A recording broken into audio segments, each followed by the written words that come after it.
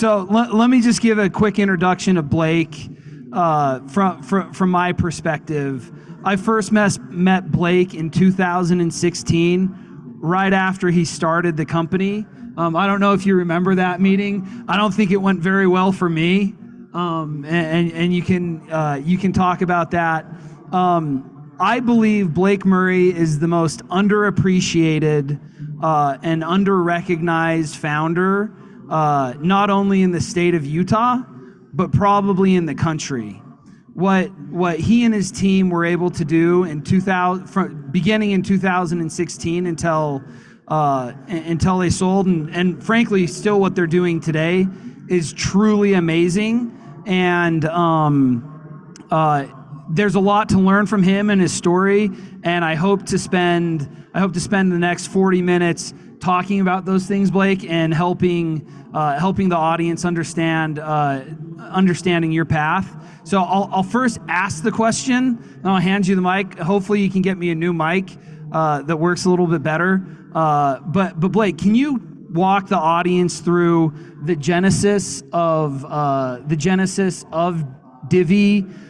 What was the point that you started? What was the inspiration for it? How did it come to be? Because you were largely way ahead of the curve on this space, frankly a pioneer in the space of expense management, and I just love to hear like that genesis story. Yeah, man, happy to do that. But before getting into that, here's what the Silicon Slopes crew doesn't know. They just tapped into a competitive side of me, right? We got 4 different stages going on with sound bouncing everywhere, and they think I'm not going to be able to talk louder than all of them.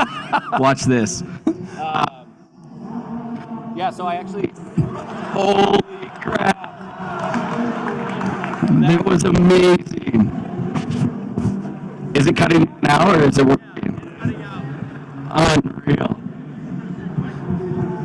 Okay. What was the question again? The genesis. My goodness.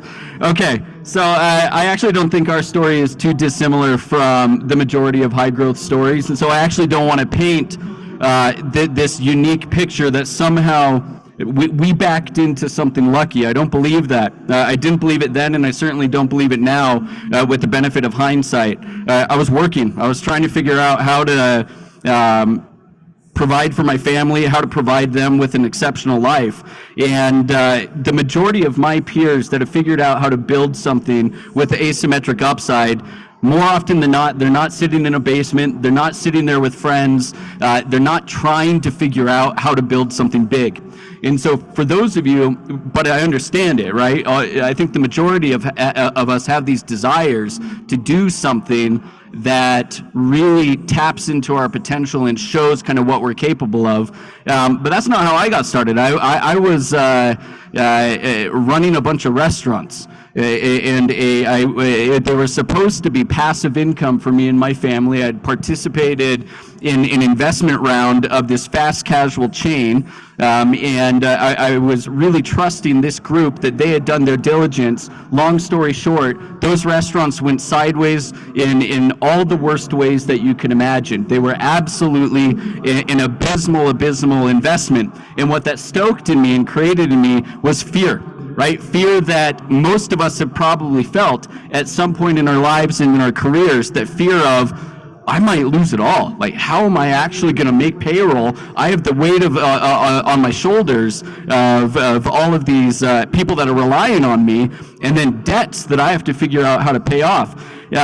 So what started out as passive income, franchise system should just be funneling cash into my bank account, it went wrong. And I think it's a kind of a fight or flight scenario where I chose to fight, and I chose to fight like hell.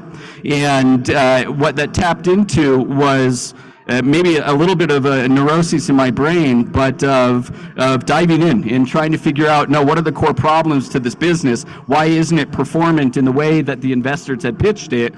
And the long story short there was, what I centered in on was that the entire finance ecosystem, not just of restaurants, right, because I wasn't inherently interested in restaurants necessarily, but the finance stack for software was reactive. like totally reactive, and that made no sense to me when the rest of software was great, right? I mean, you have social media at your fingertips, and you have all these different apps like maps, right, that are getting you to and from places in real time, and yet finance software was looking backwards 30, 60, 90 days, and that made no sense. What that went to, though, was, okay, not that, hey, that's a pretty novel idea if I can fix that. It was a stark realization that the fear that I felt as a founder was entirely ubiquitous with the majority of founders of small businesses and small business owners in the United States. And the hunch was that if we can somehow figure out how to make finance completely real time, and not just like the visibility and the information coming in real time, but how do we give them peace of mind to combat that fear, which is control, right? How do we give people complete control over who spends what, where, when, and why? And that's what I set out to do, right? But it started out with, I mean, I'm not a tech bro. I didn't know finance, outside of normal small business finance, but the creative wheels in my brain went at a rate and a speed that I couldn't turn off, and I had to chase it. Yeah. So Blake, I've heard you say before that one night you were in your basement or something like that, and the vision of what Divvy could become hit you within a 10-minute period. Yeah. Talk about that experience. Oh man, that's kind of an experience for a different audience, but that is the reality though. It's I had a pretty fully scoped understanding of what Divvy needed to do and look like, and how it could be powerful from a fly off the shelves perspective, and that then proceeded into kind of 2 straight weeks of late nights and research, studying API documentation when I'm not an engineer, and having to figure it out because nobody was going to teach me or tell me. And by and large, the experience of Divvy that it exists today is really what we came up with in the earliest phases and stages. So what's really cool is when he shared that vision with us in 2016 and articulated it, within a matter of 2 minutes. So the objective, So the goal in my mind was, I don't care about expense management and spend management, right? Whatever. The biggest opportunity was, how do we become the equivalent of Salesforce and what Salesforce is to go-to-market teams and revenue teams? How do we become that equivalent to finance teams? And the realization, which may seem totally asinine, to me it felt like a stroke of genius at that time, was that the Trojan horse was expense management. And the reason why, again, it felt just so obvious at the time to me, was for 2 reasons. Expense management is universally hated by every participant in the expense management kind of chain, right, of flow, whether it's the person submitting the expense report. Is that what's going on? I'm holding the bottom? Okay. So whether it was the person submitting it or whether the person receiving it. So universally hated. And so compelling and that we could chase something. On the other side of it, I can hear you on the one end. Oh, nice. Yeah. Okay. On the other side of it is that there's no exception to the rule. Every single business in the entire United States had to file expense reports through laws and regulations that were predicated by the IRS. And so the TAM inherently was every single business. And so that was, okay, UX, UI, abysmal, terrible. The giant in the room is also universally hated, and every business has to do it. That felt like a recipe that we could chase after. Do you think there's founders in the audience and startup employees in the audience? Do you think it's worthwhile for the founders to have that vision of beginning to end what this can become from a platform perspective? Do you think it's necessary when starting a business? No, it's not. That's not necessary, but business goes in cycles and waves. And when we were starting Divvy out, there was a trend of unbundling of businesses. And the famous CEO from Netscape, a guy named Jim Barksdale, has a quote. I think I used it in 100% of our venture pitches for a number of years. And he says something to the effect of, I only know of two ways of making money, the bundling and unbundling of services. And so while the trend was to unbundle and to build a very bespoke, unique expense management solution, we believed that the opportunity was to go for it all. Now, the trend right now is to go for it all, right? So the cycle and really the real innovation is going to be vertically integrated, bespoke solutions that are going to figure out how to compete with the bundled solution. Talk to me about the early employees, Blake. Like, talk to me about building those initial, 5, 10, 15 employees that you had that spent essentially a year and a half building the product and the product vision that you had. I was really, really fortunate. We had an incredible team that I think at this point, some pretty visible faces, namely in Sterling Snow, Tyler Hogue, Alex Bean, Casey Bailey was our global head of HR, and she had an incredible track record before and has gone on to an incredible business and deal at this point. And it was important to me. Oh, and let me digress a little bit, actually, because that's a really, really loaded kind of topic and statement of how did you end up with so many brilliant people. I didn't have a prescribed list of attributes or characteristics that I was looking for. But what I knew is that I had a bar of expectations of performance that I needed people to perform at. And I was trying to find people where that was just built into them, into their DNA, coupled with kind of the acumen that they might have and some of the experience that they might have. But I was trying to find people that were inherently competitive, that were inherently creative. And this is the next part, which is a pretty polarizing topic, especially for the LinkedIn thought leaders that were absolutely committed to the grind, where it wasn't going to be controversial to look at each other and say, yeah, we're going to have a hell of a night, where everybody would actually embrace that. And I was able to find that, and I was able to find that in a way and in people where we collectively then set the tone and the expectation at Divvy that working at Divvy could be a game changer if you trusted us, if you believed that we could set you up for success, and if also you believed in how we wanted to work. The Sterling Snows, the Tylers, the Caseys, Greg Larson, a whole bunch of them, that's just built into them, and I was fortunate to work with those types of people. Yeah, it was amazing. Those, you had almost, I don't think you had any executive turnover. We didn't have any, unless I fired them. And no, but you didn't. We leveled some. Yeah, well, but it's amazing the amount of turnover you did not have. Right. Okay, so you guys raised a $5 million seed round. Yeah. From largely friends and family. Yeah. Not largely, from friends and family. Definitely friends and family. And you went and built product. Yeah.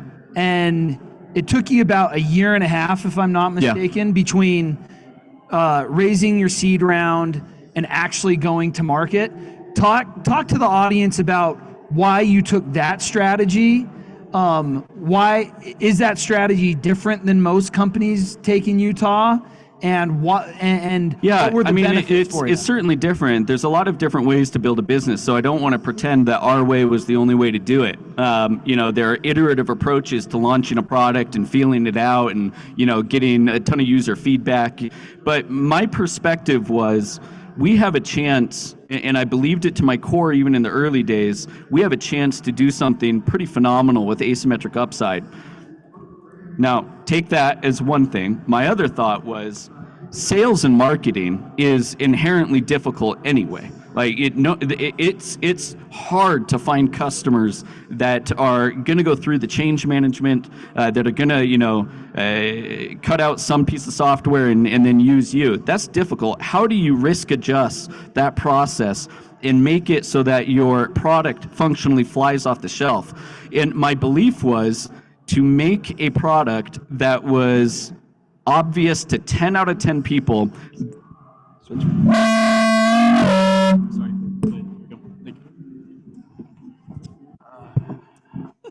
In a different scenario, so many different words are coming out of my mouth right now. At least you can laugh, Ben. I've seen it, Blake. Yeah. I'm not laughing.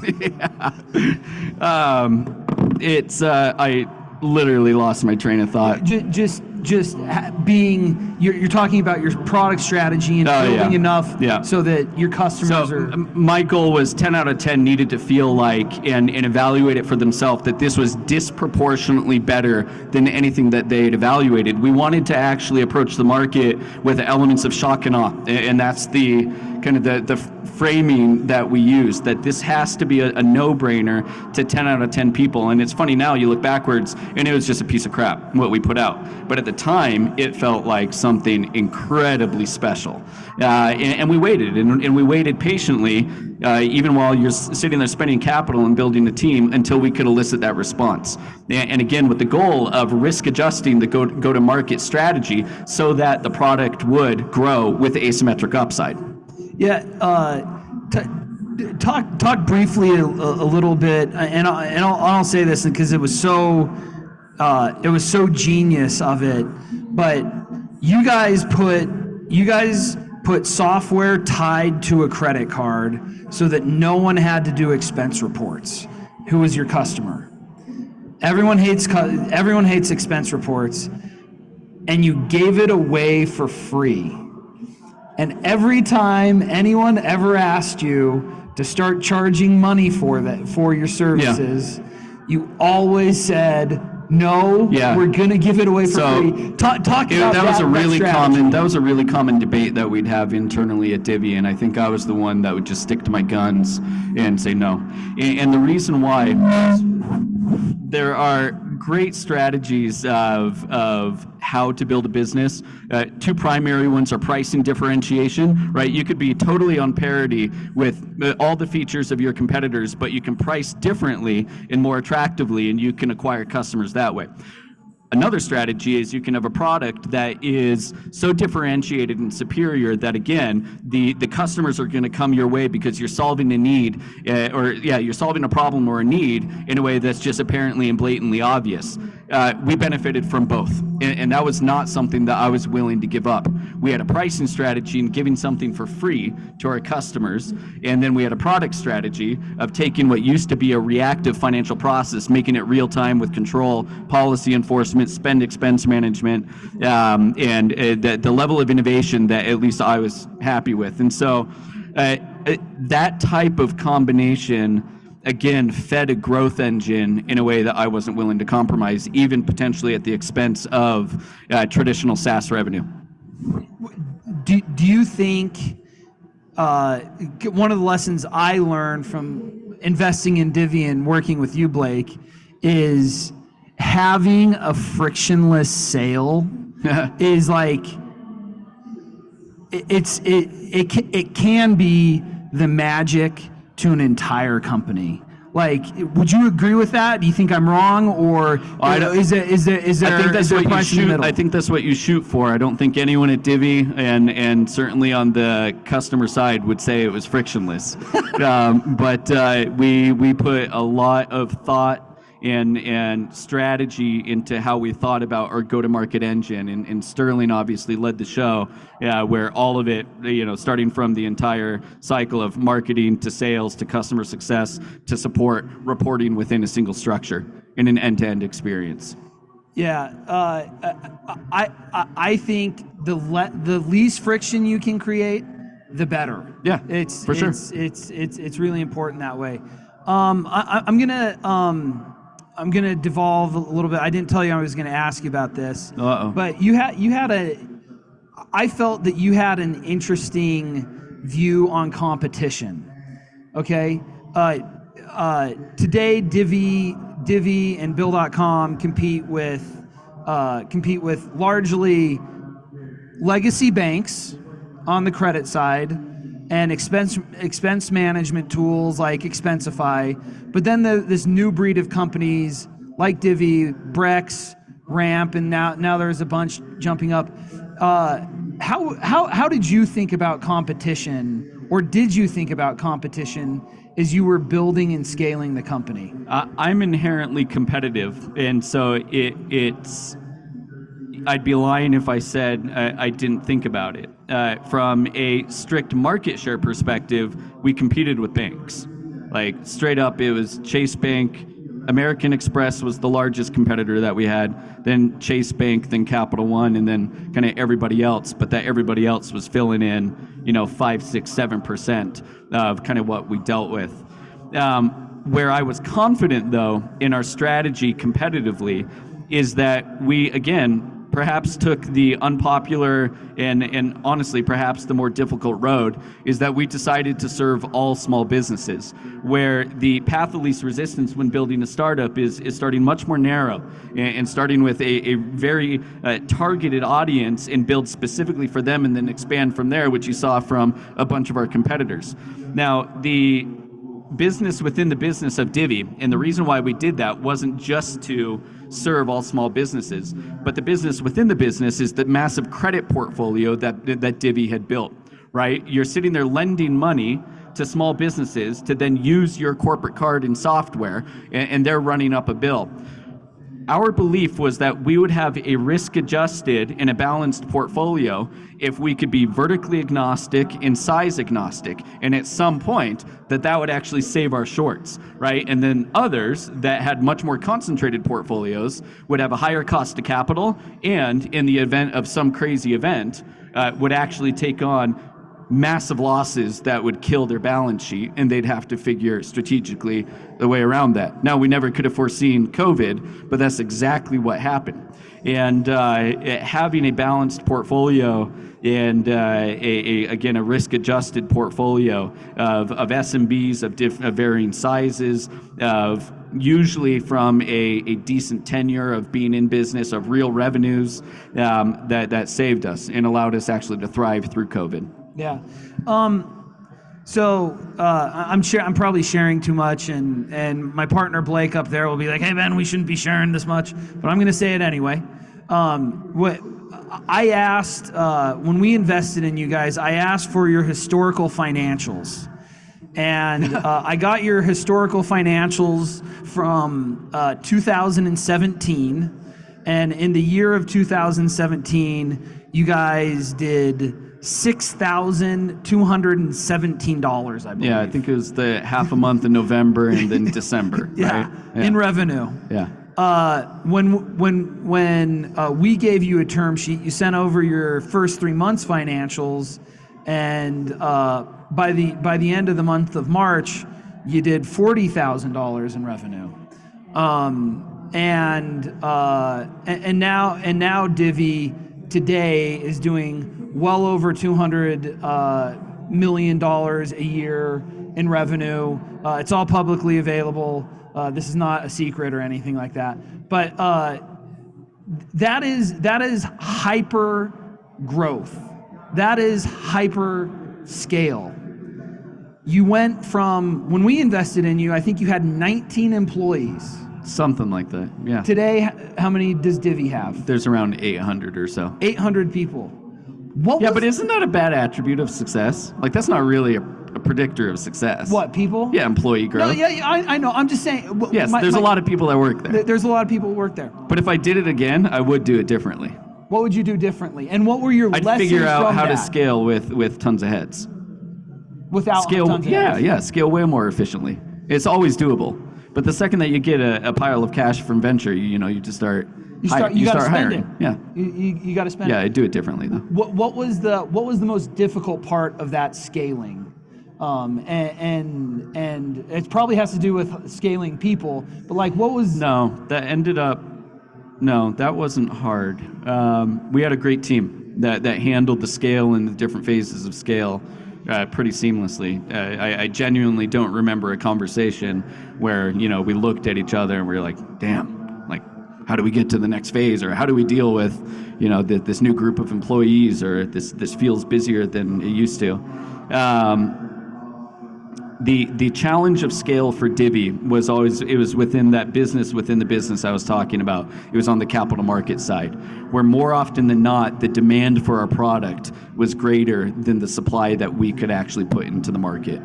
That was the most difficult part of scale for us. And how did you solve it? Just with relentless meetings in New York and in the capital markets community, and ultimately hiring an expert and paying up for that, and hiring the right legal representation to help us with that. Yeah, absolutely. Okay, I want to talk about COVID from my perspective. Yeah. And then this is something that like still gives me chills a little bit. COVID hit in March in the United States. Rudy Gobert tests positive, and on I think March 13th of 2020, we are growing like crazy at Divvy. You're doing an amazing job, and we continue to stand by our customers and let them spend money on the credit cards that we have issued them. Yeah. Nearing the end of the month, I believe we had about $80 million In receivables. in receivables out, and it was when the economy had completely shut down. Yeah. Okay, we were still solvent as a company, even if they didn't pay back at that point. But you and Blakely and Chuck had built this business within a business of trying to underwrite the right credit risks. But we had no idea. No, we didn't. How much people were going to pay back. Yeah, I'd be lying, for real. There are parts of building a business that are genuinely scary, like they are. And it's not just a business that has a big balance sheet where you wonder if you're going to make it. And those are moments that you don't forget. They end up becoming important because they show you what you're made of. They show you what your team is made of. I know I relied on you a ton during those moments. Relied a ton on kind of that, what we called the team within a team as well. But we built an engine that theoretically should have worked in every scenario plan, and we like to think our finance team were kind of the experts at scenario planning. We did a ton of it at all times. It should work, and then yet you had $80 million that had to get paid back to you, or your business was going to be hurting massively. And as you're alluding to, you and I were watching those receivables coming in overnight, and a few tears may have been shed. No, like I want to share it. So I think it was April 2nd. Yeah. Is when 96% of our outstanding receivables were supposed to be paid. Okay, and I talked to you the night before. I literally hadn't slept. Our office was closed. I was walking around my circle because like I had nervous energy. And Blake called me at, I think it was like 11:20 in the morning, and he's like, "Ben, guess what?" I'm like, "What, dude?" He's like, "It's 11:20 in the morning, and we've already got 96% of what we lent out back, and they've been paid." Yeah. And it was at that point I knew, like, you guys we were had figure it built out. a special business. Yeah. And like literally today, it still gives me chills because we were sitting blind. We were sitting blind at the time, and you and the team just did an amazing job executing that. How hard was COVID for you guys? Like, what was the most difficult part of it? Man, that's a loaded question. So Divvy did a riff during COVID, and it rightfully so evoked a lot of painful emotions of people that we had to let go. We also, as part of the story, had investors walk away from term sheets that they had signed, right? And as a venture-backed business, you are making a choice to continue to be reliant more often than not on the next round of funding. And we're not going to debate the merits of a bootstrap business for a venture-backed business, but there are traditionally strategies as a venture-backed business of how you grow, and growth matters. So we had to look at our business because as kind of a core leadership team, we never wanted to be reliant on people like you ever again, right? We never wanted to be beholden to the next venture check. I encourage you to. I remember yelling at you, right? And so it's the only way to do that was to go through self-inflicted pain. And that was to go through a RIF, which focused on our sales and marketing team. And then very carefully behind the scenes, what we knew, and this was probably one of the biggest bets we took as a business, we knew that we could have complete control of our fate, regardless of any venture group coming out there, if we could increase our contribution margin and if we could improve our marketing payback. Those two primary things, because that would be kind of the profitability on a per customer basis would go through the roof, and we'd be making money on them so fast that, again, you're effectively a profitable company on a per customer basis. And the way to do that is, so if those were our goals, we'd work backwards to figure out, okay, how do we pull that off? Because if we can pull that off, we're pulling off a miracle here.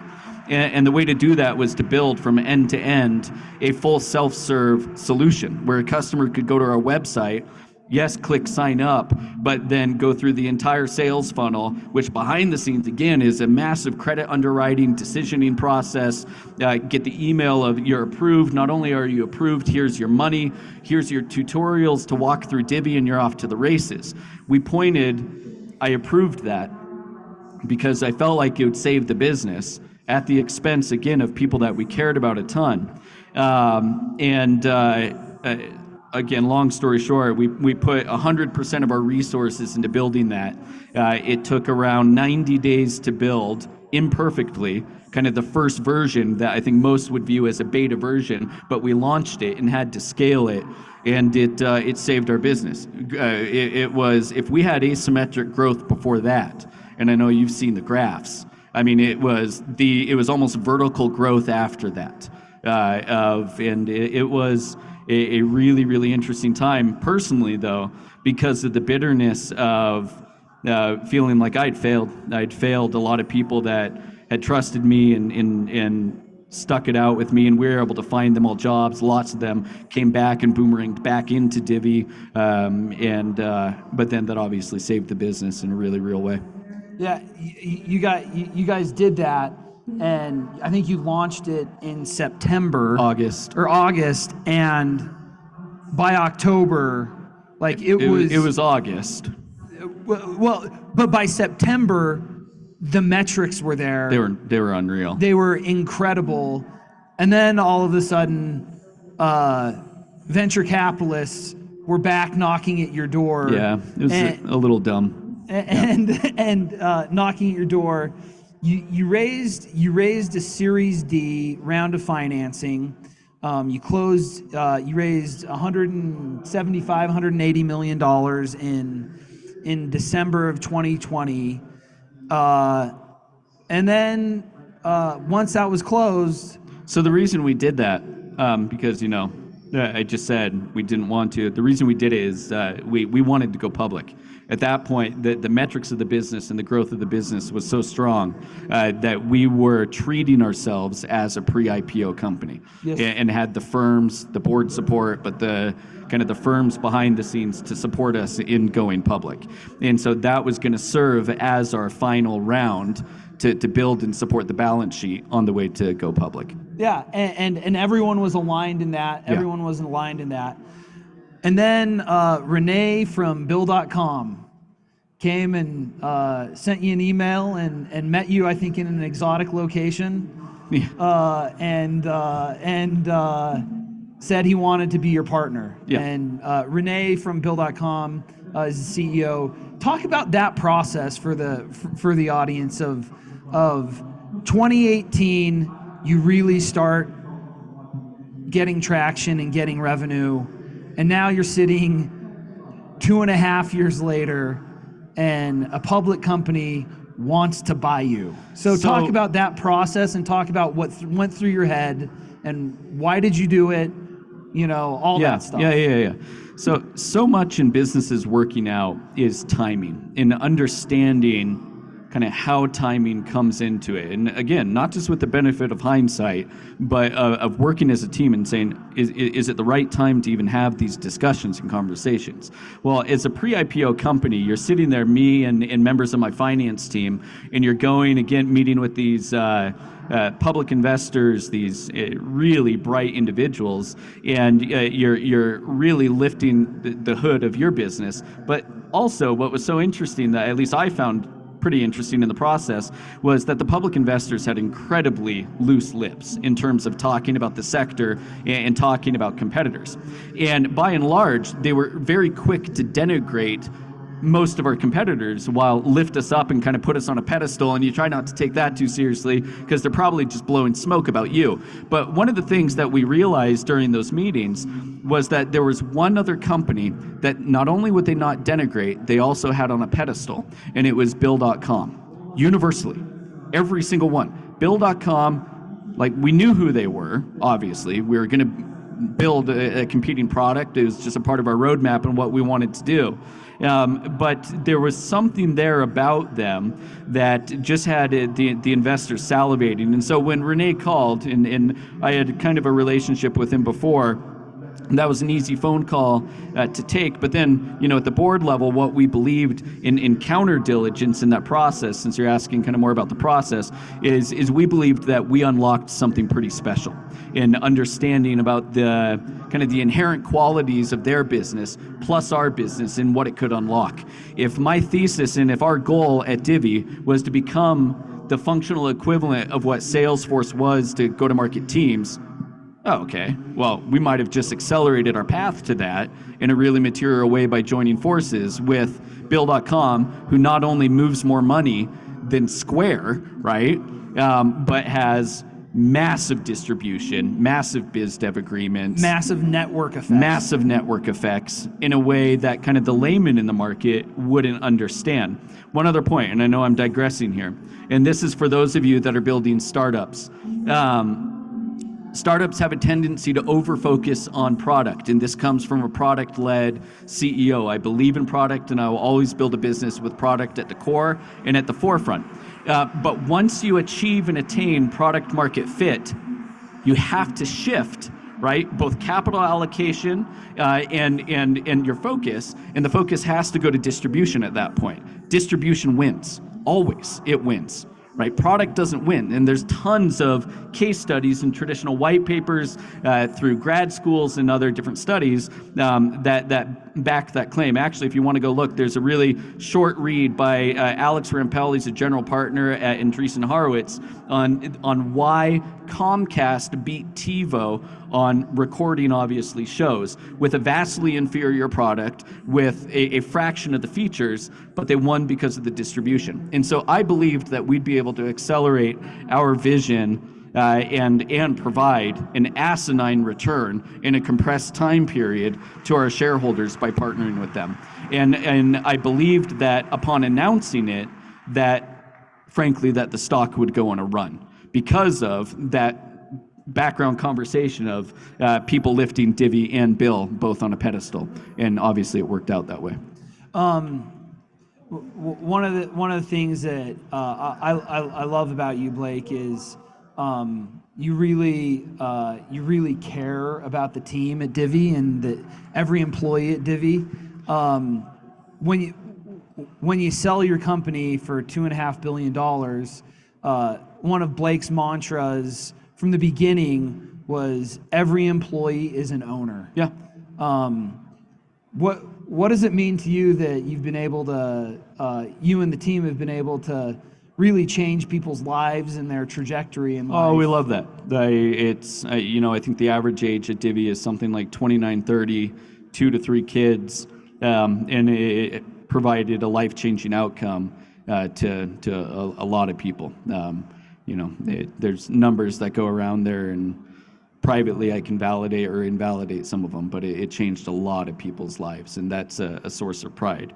On ownership, we took that figuratively and literally, right? Everyone was literally an owner from an equity perspective, where Utah, I think, has had some legacy companies that have been a little kind of slow to adopt equity as a common practice. I think the majority of startups have kind of we're at market with equity, but ownership was also an operating philosophy that we had.